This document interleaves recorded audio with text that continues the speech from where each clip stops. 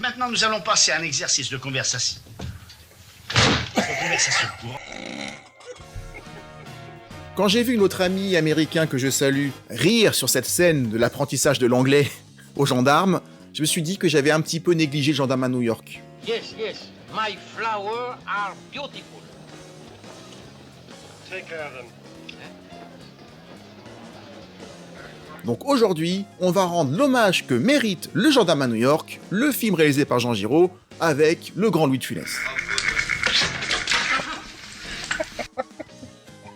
Certains parmi vous diront, et ils auront raison, que la saga des gendarmes, on l'a déjà fait, et même refait. Mais en retombant sur la vidéo du Gendarme à New York, je me suis rendu compte que la vidéo était quand même courte. Comme si ce film valait peut-être moins le coup d'être vu que les autres, en tout cas c'est le message que j'avais envoyé, comme s'il était peut-être moins intéressant. Pas du tout. Alors certes, le tournage du film en lui-même, il est moins riche en anecdotes que la plupart des autres tournages des autres gendarmes. On n'y reviendra pas dans cette vidéo qui n'a pas vocation cette fois-ci à remplacer la vidéo précédente. Non. Alors pourquoi en faire une nouvelle, me direz-vous? Eh bien parce qu'il est fort probable, en tout cas c'est mon avis, et je vais l'argumenter, que Le Gendarme à New York possède des qualités supérieures à celles des 5 autres films. Oh, excusez-moi, madame, j'ai dû me tromper de chambre. Qu'est-ce que ça, mon adjudant? J'irai même plus loin.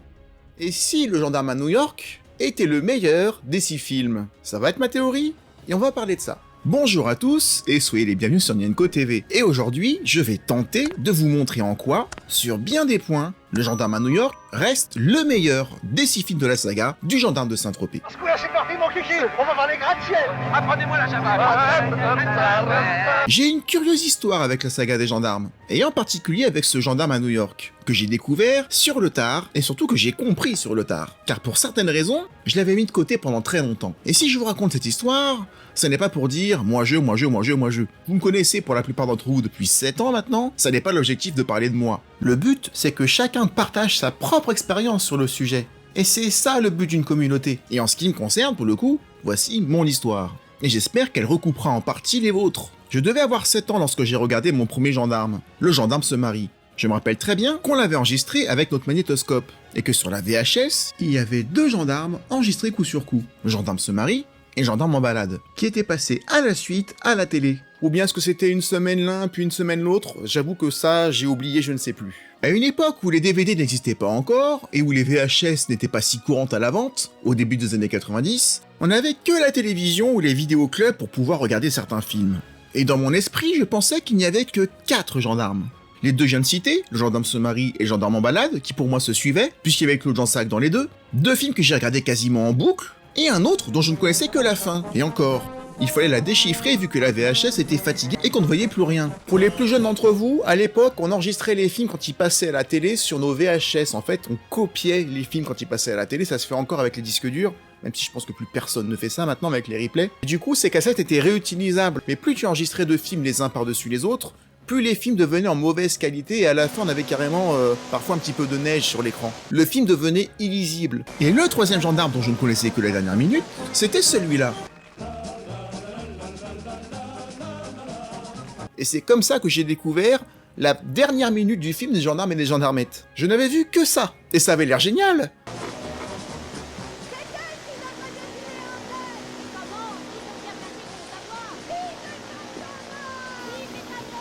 En fait, j'avais connu Claude Jansac qu'à la voix, parce que je voyais rien, ou quasiment rien, et puis De Funès, forcément, j'avais entendu De Funès, qui disait « saloperie ».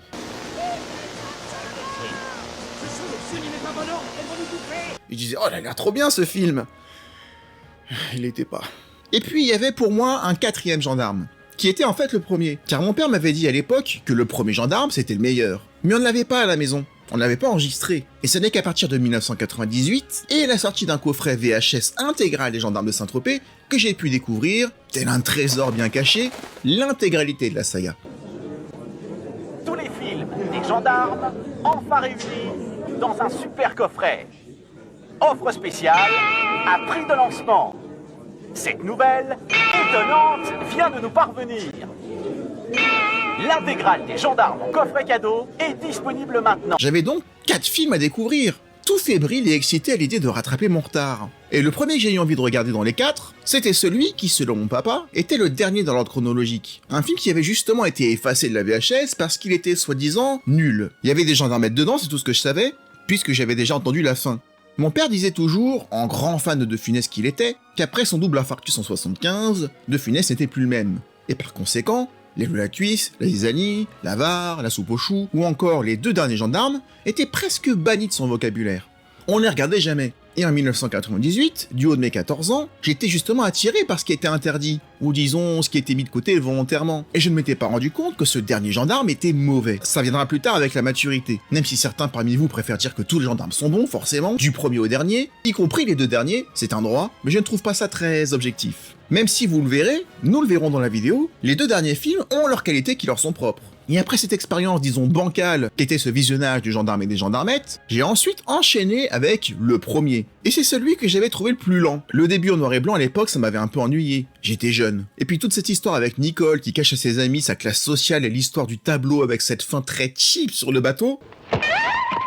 Surtout quand tu regardes parfois en boucle, le gendarme se marie, le gendarme en balade, le gendarme se marie, le gendarme en balade sur la même VHS que t'as, puis après tu regardes les gendarmettes parce que tu veux le voir en entier, qui au niveau du rythme, même les gendarmettes on en reparlera tout à l'heure, mais au moins si celui-là n'a pas un défaut que d'autres peuvent avoir, c'est que le rythme du gendarme et les gendarmettes, en tout cas au niveau du scénario, je parle pas de Funès qui n'avait plus de jus, le rythme du dernier film ne faiblit pas jusqu'à la fin.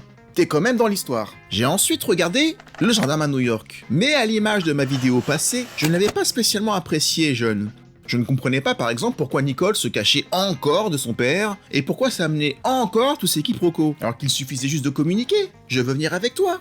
Et il n'y avait pas de film. Comme dans le premier en fait, tout était basé sur un secret qui n'a pas lieu d'être. Justifié seulement par un souci d'autorité, comme quoi si Cruchot ne se faisait pas obéir de sa fille, ce serait grave. Un thème propre aux 3 premiers gendarmes en fait, qui est intéressant, le thème du patriarcat, mais de là à être l'intérêt principal du film, c'est quand même discutable. En tout cas, je n'avais pas tout compris à l'époque de mon visionnage. Mais il y a une raison à ça, et cette raison, elle est liée à ce coffret des 6 VHS de l'époque de 98, qui, pour le gendarme à New York, avait une grosse coquille. Mais avant de vous raconter cette histoire, qui est forcément celle d'une partie d'entre vous cette fois-ci, parce que tous ceux qui auront eu ce coffret VHS entre les mains auront fait la même expérience que moi, j'ai enchaîné avec le dernier que j'ai vu, celui avec les extraterrestres. Le plus bizarre, clairement. Tellement bizarre qu'à l'époque, je pensais que c'était celui-là le dernier. Et puis elle s'est envolée. Je l'ai vu, elle était comme ça, mon vieux. Vu que c'était celui que j'aimais le moins, et que je trouvais le moins bon. Donc mécaniquement, ça devait être le dernier, le moins inspiré. Je n'aimais pas le personnage de Taupin, par exemple, qui avait pris la place de Christian Marin. Je le trouvais lunaire. Ce qui, avec le recul, collait plutôt bien avec l'esprit du film. Mais c'est vous qu'une fois dans la tête, tous ces slogans, ce matraquage publicitaire. Et puis globalement, le gendarme et les extraterrestres faisaient même un petit peu peur, ce que je n'aimais pas à l'époque, mais ce que j'apprécierais plus tard. Je vais pas refaire une vidéo sur toute la saga, les vidéos sont bien, elles existent, mais ce qui est intéressant, c'est qu'avec le temps, quand on grandit, ou avec les années, ou avec les époques, on se rend compte que certains films vieillissent mieux que d'autres, et les avis sur les films changent un peu, les goûts et les couleurs. Et c'est ça l'objet de cette nouvelle vidéo. Le seul avis constant que j'ai toujours eu, c'était concernant le premier film. Je ne l'ai jamais vraiment aimé, mais c'est personnel. J'ai du mal avec ce qu'on appelle la génération yéyé. Ce courant musical des années 60 en France, qui n'est pas qu'une mode musicale d'ailleurs, mais aussi tout un style qui va avec, un style vestimentaire et tout un caractère parmi les jeunes nés après la Seconde Guerre mondiale. Du calme, mon vieux, vous le passerez pas. Je penserai pas quoi? Tous ces jeunes bobos que l'on va voir, soit dans le premier gendarme, ou encore dans les grandes vacances, qui sont comme par hasard les De Funès que je trouve les plus vieillissants en termes de films. Je ne parle pas de Funès, je parle des films. De Funès, lui, n'a pas bougé d'un poil. Et pourtant, ça n'est pas un argument. Je trouve que le gendarme à New York n'a quasiment pas pris une ride, lui, contrairement au premier. Pourtant, lui aussi va voir Nico chanter une chanson bien niaise.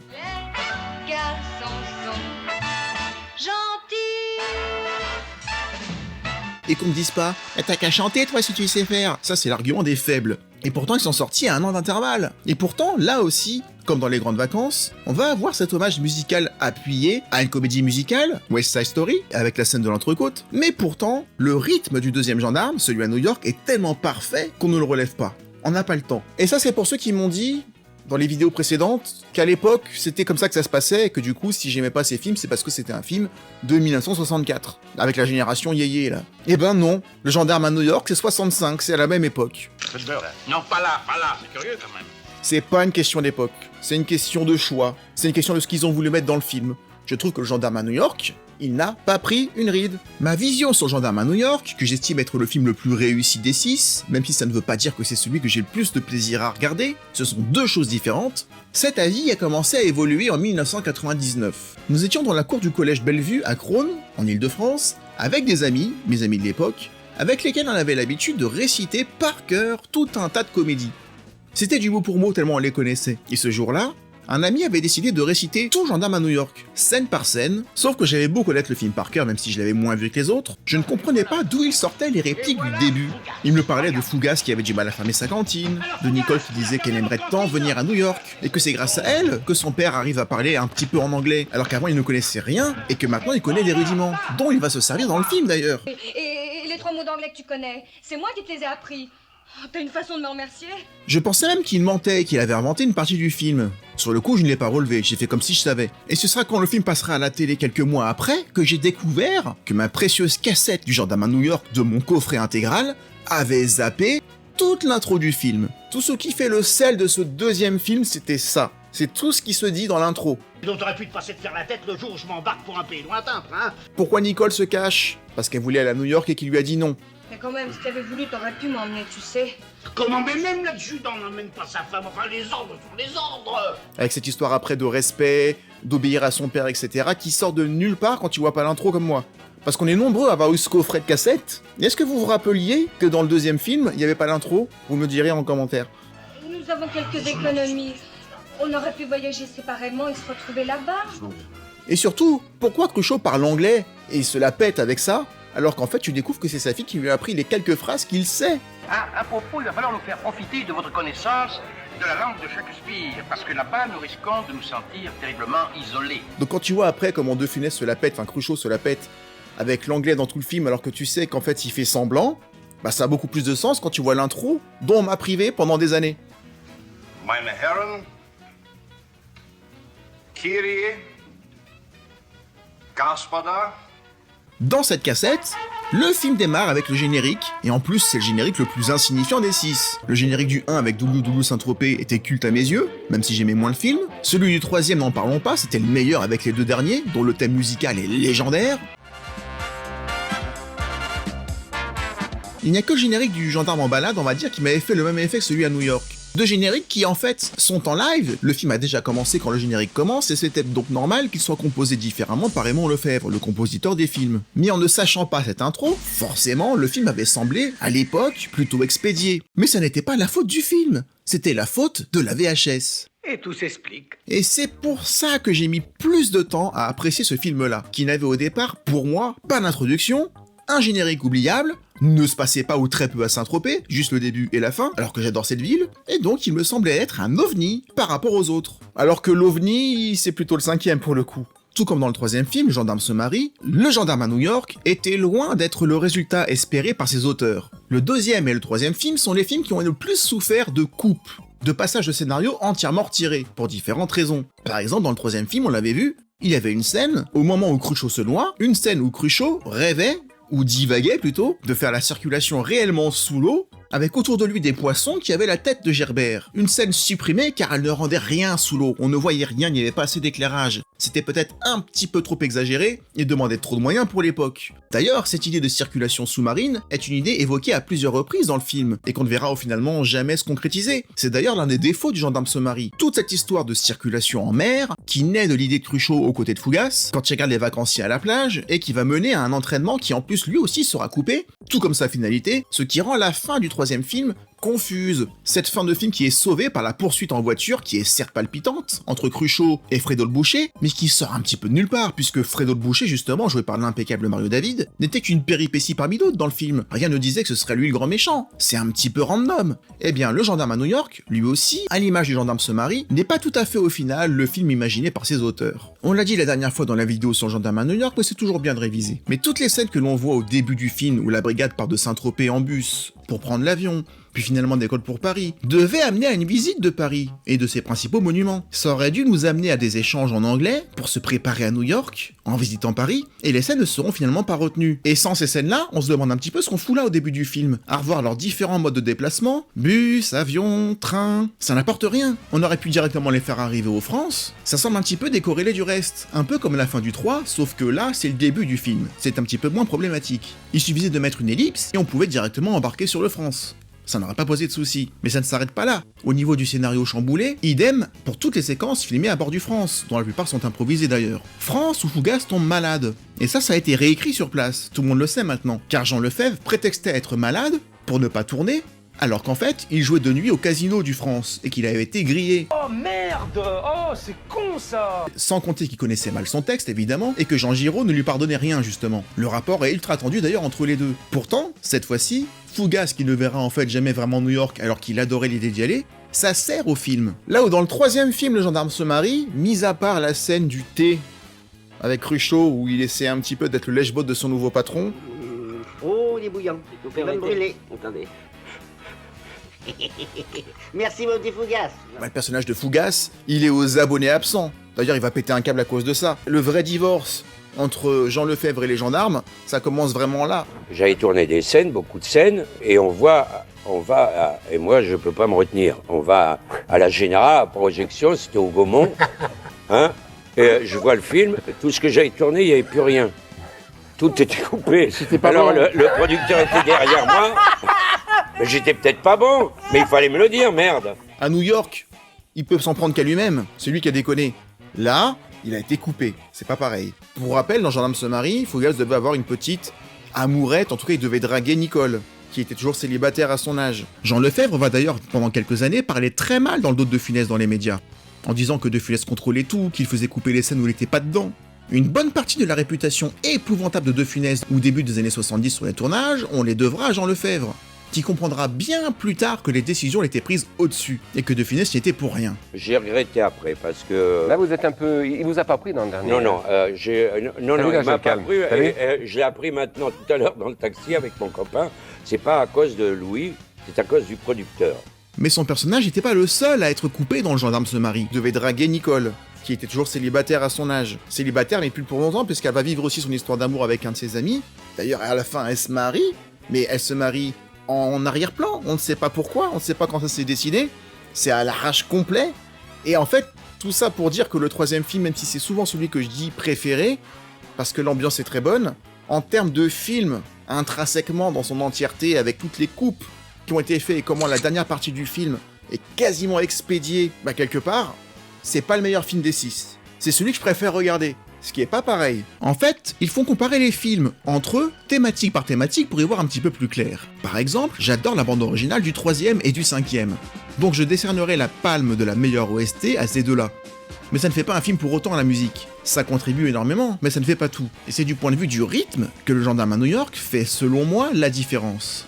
C'est le seul film dont le rythme ne faiblit pas en cours de route. Les deux derniers mis à part, on va en parler.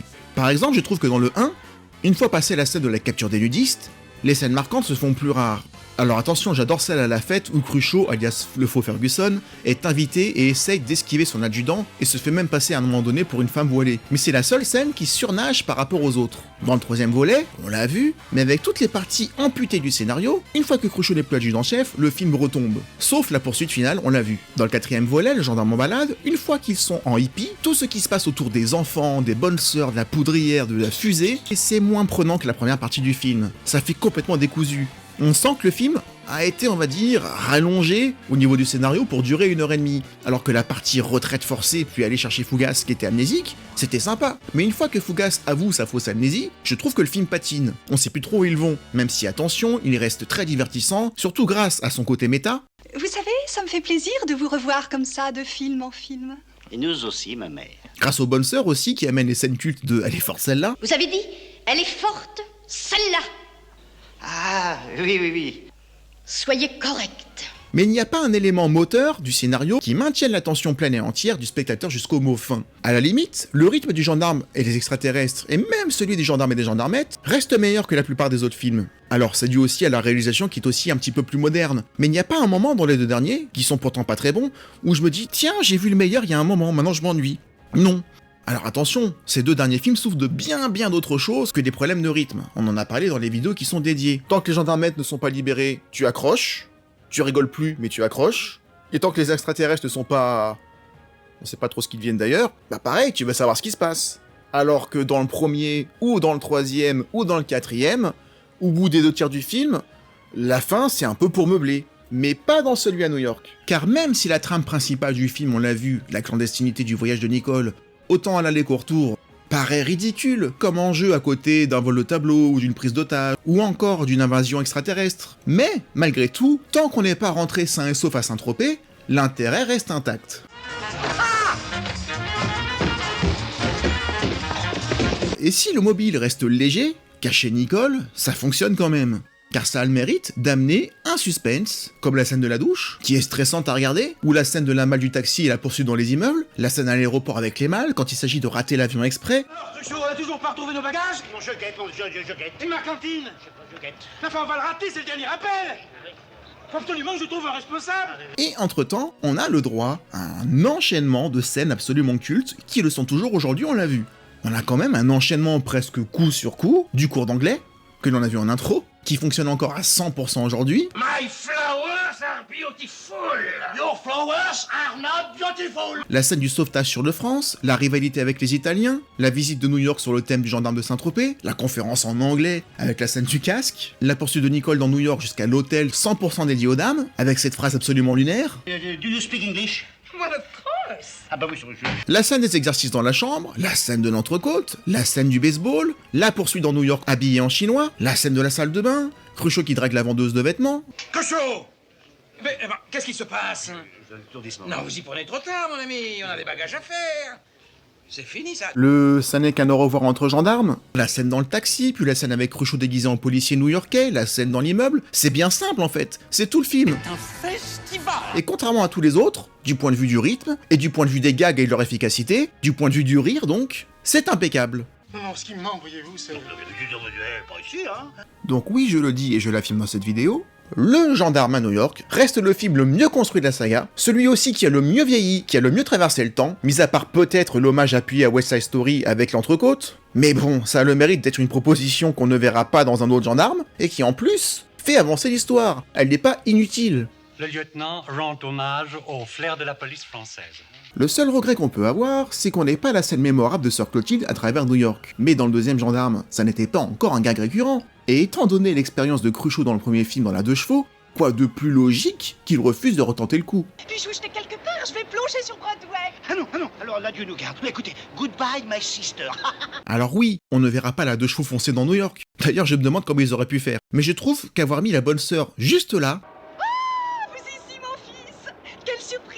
en caméo, ça suffisait. Sachant que l'actrice, France Rumilly, a fait le retour Paris-New York en 2 jours juste pour cette scène-là. Donc ils y tenaient, pas besoin d'en faire plus. L'essentiel c'est qu'elle était là, car encore une fois ça n'était pas logique que Cruchot remonte en voiture avec elle. D'ailleurs, si vous faites attention, ce sera toujours une question de vie ou de mort pour qu'il puisse y remonter. Dans le 3, elle est quasiment parachutée dedans, il ne le choisit pas, c'est le hasard. Dans le 4ème, c'est soit ça, soit la déshydratation. Dans le 5ème film, c'est pour fuir Gerbert et ses collègues le temps de trouver une preuve de l'existence des extraterrestres. Et dans le 6ème film, il est même pas dedans. Sir Clotilde est toute seule. Et là, pour le coup, dans le 6ème film, c'est complètement gratuit. C'est pour le gag. Ça n'apporte rien que la voiture soit démolie, même si la destruction de la 2 chevaux est sans doute ce qu'il y a de plus mémorable dans ce triste dernier film. Mais dans le Gendarme à New York, je trouve que c'est intelligent de ne pas avoir appuyé la présence de Sir Clotilde au-delà du simple caméo. J'ai trouvé ça intelligent. La preuve, on n'a pas besoin de la scène de vitesse dans ce deuxième film pour que le film soit hyper rythmé. C'est à mon sens une preuve de plus que le deuxième film à New York reste, à mon sens, je précise, c'est pas forcément votre avis, le meilleur des 6. Ce qui ne veut pas dire, encore une fois, que j'ai le plus de plaisir à regarder celui-là.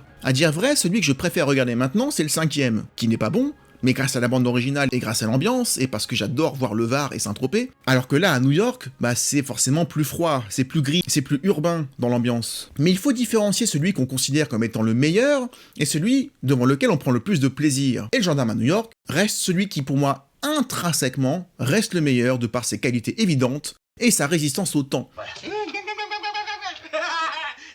chauve. Andouille. Et ce sera tout pour aujourd'hui, je suis content d'avoir prolongé la première vidéo parce que c'est pas un remake, c'est plutôt une suite du Gendarme à New York, parce que ce film méritait mieux que la courte version que je lui ai donnée de 19 minutes, qui peut donner l'impression que c'est un film dont j'ai rien à faire, alors que quelque part c'est celui que je trouve être le plus drôle et le mieux rythmé de tous, ce qui n'est pas rien. En tout cas, merci d'avoir regardé cette vidéo sur le Gendarme à New York, ou cette suite de la vidéo. J'espère qu'elle vous aura plu. Si c'est le cas, il faut le dire, comme d'habitude, à YouTube, en mettant le petit like qui va bien, un commentaire, et si vous savez pas quoi dire en commentaire, vous pouvez toujours dire ça, par exemple. À partager la vidéo sur vos réseaux sociaux, et dans l'idéal, vous scrollez vers la droite au niveau des commentaires pour mettre un petit boost, ça aide la vidéo à bien démarrer.